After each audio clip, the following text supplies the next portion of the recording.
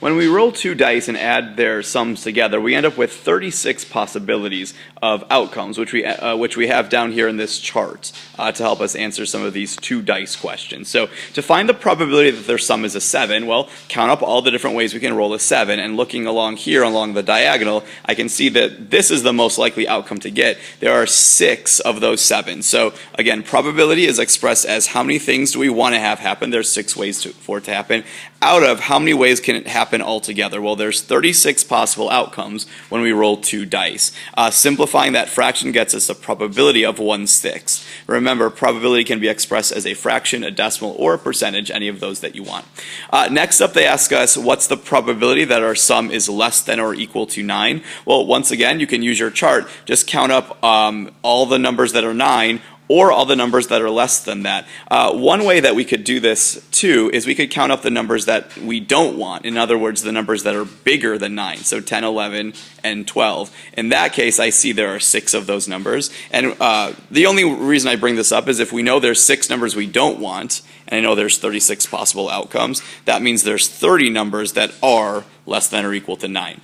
You could have easily just found that by counting, but there's another way to do it if you don't want to count all the way up to 30. 30 out of 36 possible outcomes means I have a 5 out of 6 chance of getting a number that's greater than or equal to 9. To find a number that's not a 10, once again, I can do the same kind of thinking. I could count up all the numbers that are not 10s, or count up the numbers that are 10s. There's 3 of those. That's easy to count. Knowing that there's 3 ways to get a 10, that must mean there are 33 ways to not get a 10, which you could count them up and see that that's true.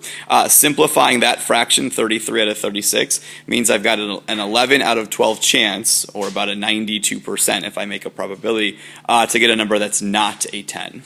Okay, nothing different over here, just a few more examples using the same chart. As long as you have access to this chart, which you will in my class, these problems are not hard at all. To find the probability of getting a number, a sum that's between 3 and 5, inclusive just means I'm allowed to include 3 and 5. Again, count up all the 3s, 4s, and 5s, and I can see there's 9 of those.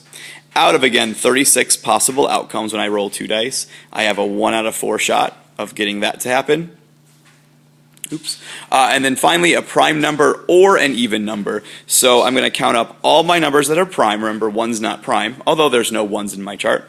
And then, in addition to that, count up all the numbers that are even. So if you need to pause the video and do that real quick, go ahead and do it. I've kind of worked ahead. There's 32 numbers in there that are either primes or evens. Out of 36 possibilities means my probability of making this happen is about 8, or is 8 out of 9.